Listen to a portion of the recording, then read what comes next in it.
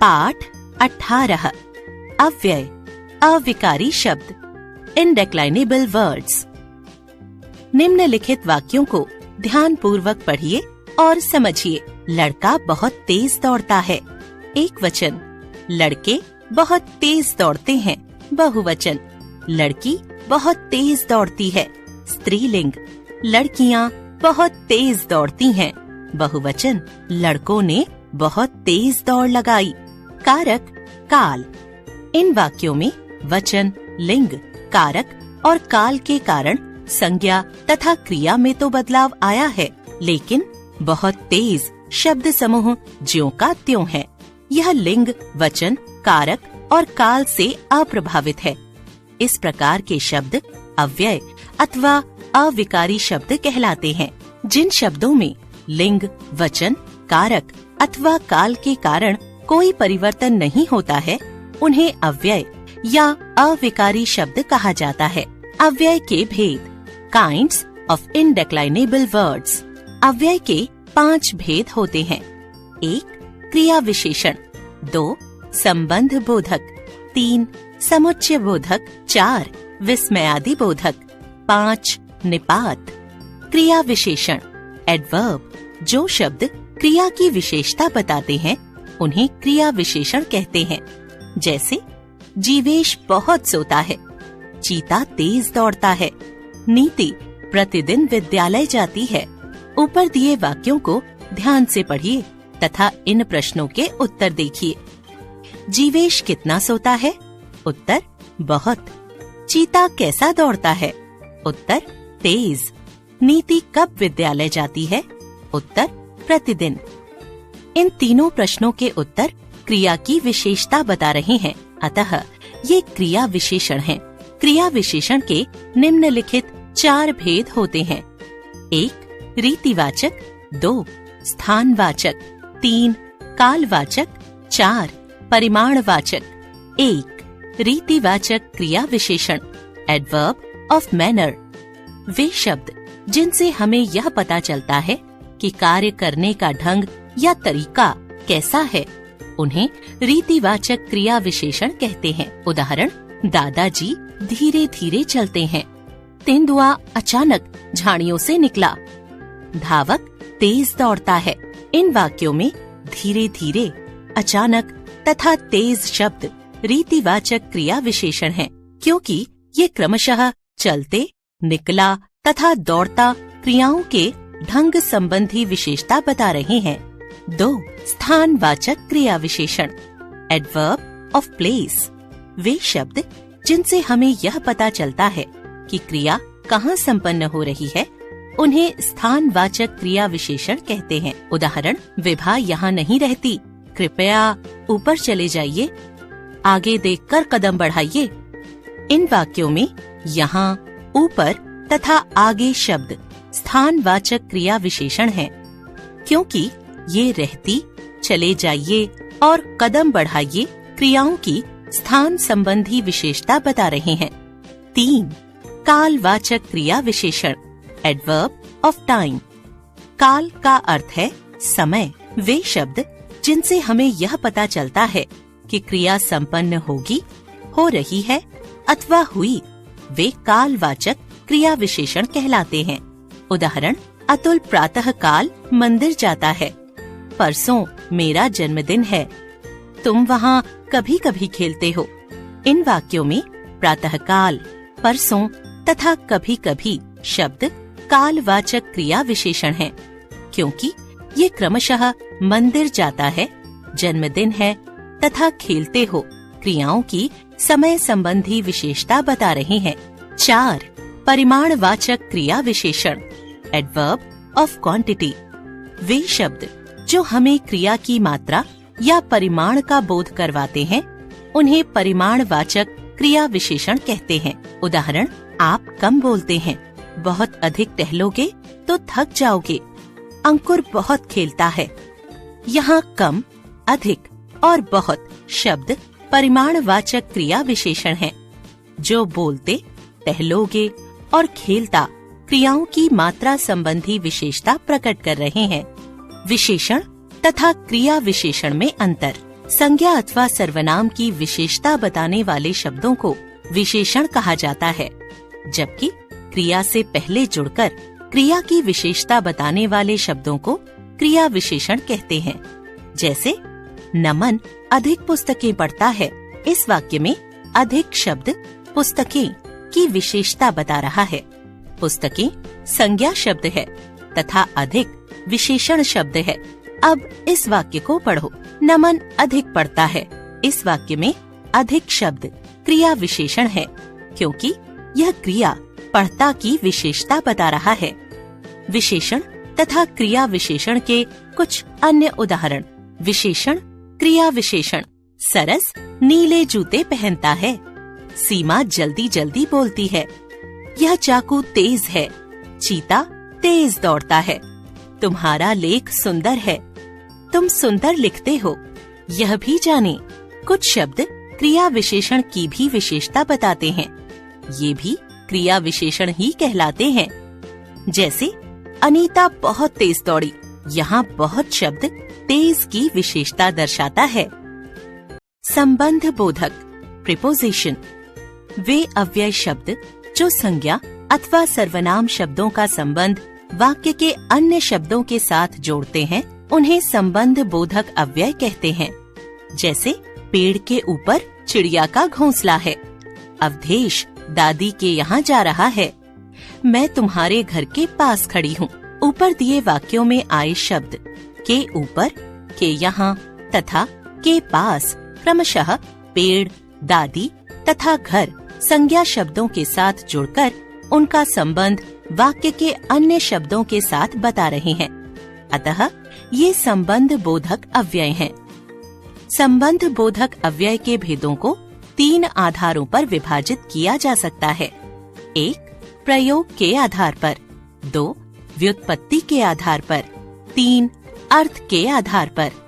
1. प्रयोग के आधार पर, on the basis of usage. प्रयोग के आधार पर संबंध बोधक 2 तरह के होते हैं। क. वे संबंध बोधक शब्द जो संज्ञाओं की विभक्ति के पीछे आते हैं, जैसे के बिना, के यहाँ, के ऊपर, के मारे आदि। उदाहरण, रत्ना के घर के पास विशाल पीपल का पेड़ है। राजेश के बिना हम वृंदावन नहीं जा पाएंगे। पूनम के यहाँ जाना है तो मेट्रो सबसे अच्छी रहेगी। दर्द के मारे अरिंदम का बुरा हाल था। ख. वे संबंध बोधक जो संज्ञाओं के पीछे बिना विभक्ति के आते हैं, जैसे पीछे, आगे, समेत, भर, तक, पहले आदि। उदाहरण, राम ने सेना समेत रावण का संहार किया। फरीदा हमेशा पीठ पीछे हमारी बुराई करती है। यह घटना कुछ दिन बाद की है। मैं प्रतिदिन गिलास भर गन्ने का रस पीता हूँ। 2. व्युत्पत्ति के आधार पर, on the basis of origin.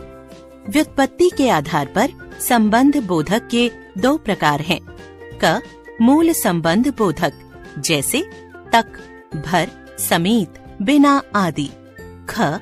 यौगिक संबंध बोधक, जैसे के समान, के जमा समान, किनारे, किनारा जमा ए, की ओर, की जमा ओर, के आसपास, के जमा आसपास आदि। 3. अर्थ के आधार पर, on the basis of meaning. अर्थ के आधार पर संबंध बोधक के निम्नलिखित भेद हैं। स्थानवाचक, के बाहर, के भीतर, के अंदर, के पास, के सामने, के बीच। कालवाचक, के उपरांत, के बाद, के पहले, के पूर्व, के पश्चात। दिशावाचक, की ओर, की तरफ, इधर उधर, के पास। साधनवाचक, के द्वारा, के सहारे। भिन्नतावाचक, अलावा, सिवा, बिना। विषयवाचक, विषय, के नाम। विनिमयवाचक, जगह, बदले आदि। विरोधवाचक, के विपरीत, के खिलाफ, के प्रतिकूल। कारणवाचक, के हेतु, के कारण, के मारे। संबंधवाचक, के साथ, के समेत, के संग। उद्देश्यवाचक, की खातिर, के अर्थ, के लिए आदि। तुलनावाचक, की तुलना में, की अपेक्षा, समानतावाचक, के सदृश, के समान, के तुल्य, के बराबर, संग्रहवाचक, तक, भर, मात्र, अंतर्गत, समेत आदि, सहचरवाचक, सहित, साथ, संग आदि। संबंध बोधक और क्रिया विशेषण में अंतर। कुछ शब्द ऐसे होते हैं जिनका प्रयोग संबंध बोधक तथा क्रिया विशेषण दोनों में ही किया जाता है। संबंध बोधक का प्रयोग संज्ञा अथवा सर्वनाम के साथ किया जाता है, जबकि क्रिया विशेषण शब्द का प्रयोग क्रिया की विशेषता बताने के लिए किया जाता है। संबंध बोधक अव्यय। क्रिया विशेषण। सौरभ के आगे चलो, आगे बढ़ो। कमरे के भीतर अंधेरा है, भीतर अंधेरा है। मेरे घर के सामने पार्क है, सामने देखकर चलिए। मेरी चप्पल गड्ढे के अंदर गिर गई, अंदर आ जाइए। यह भी जाने। प्रायः संबंध बोधक अव्यय का प्रयोग विभक्ति के साथ किया जाता है, पर कभी कभी बिना विभक्ति या परसर्ग के भी इनका प्रयोग होता है। उदाहरण, कभी पीठ पीछे किसी की निंदा मत करो, वह बाजार तक गया है। संबंध बोधक अव्यय के अंग्रेजी अनुवाद के बारे में विद्वानों में मतभेद है। कुछ विद्वान इसे प्रीपोजिशन कहते हैं, जबकि कुछ अन्य पोस्टपोजिशन। हमारे मत में यह भ्रम वाक्य संरचना के भेद के कारण हुआ है। वैसे भी अंग्रेजी शब्दकोश में इन, ऑफ, फ्रॉम, बाय आदि प्रीपोजिशन में रखे जाते हैं, जबकि हिंदी में वाक्य रचना करते समय में, का, से, द्वारा आदि संज्ञा या सर्वनाम के बाद आते हैं। अतः संबंध बोधक अव्यय के अनुवाद के लिए प्रीपोजिशन शब्द अधिक उचित प्रतीत होता है। समुच्चय बोधक कंजंक्शन। जो अव्यय शब्द दो शब्दों, उपवाक्यों अथवा वाक्यांशों को जोड़ते हैं, उन्हें समुच्चय बोधक शब्द कहते हैं। जैसे अमरूद या सेब, कुछ भी ले लो। बच्चा भूखा है इसलिए रो रहा है। बाघ दौड़ नहीं सकता क्योंकि उसके पैर में चोट लगी है। ऊपर दिए वाक्यों में या, इसलिए तथा क्योंकि दो शब्दों, उपवाक्यों अथवा वाक्यों को जोड़ रहे हैं, ऐसे शब्द समुच्चय बोधक शब्द कहे जाते हैं। समुच्चय बोधक के निम्नलिखित दो भेद होते हैं। एक, समानाधिकरण समुच्चय बोधक। दो, व्यधिकरण समुच्चय बोधक। एक, समानाधिकरण समुच्चय बोधक। समान स्थिति वाले दो अथवा दो से अधिक शब्दों, पदबंधों या उपवाक्यों को जोड़ने वाले शब्दों को समानाधिकरण समुच्चय बोधक कहते हैं। इसके चार भेद होते हैं। क, संयोजक। ख, विभाजक। ग, विरोध दर्शक। घ, परिणाम दर्शक। क, संयोजक। दो शब्दों, पदबंधों अथवा उपवाक्यों को आपस में जोड़ने वाले अव्यय को संयोजक कहते हैं। और, तथा, एवं संयोजक समुच्चय बोधक हैं। उदाहरण, प्रियंका और वंदना पटना चली गईं। मैंने उसको तथा उसके परिवार को निमंत्रण दे दिया था।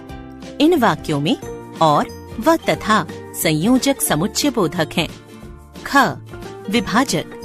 जब कोई समुच्चय बोधक एक ही श्रेणी की दो अथवा दो से अधिक वस्तुओं अथवा व्यक्तियों आदि में से किसी एक के ग्रहण अथवा त्याग का बोध कराते हुए उपवाक्यों को जोड़े, तो उन्हें विभाजक समुच्चय बोधक कहा जाता है।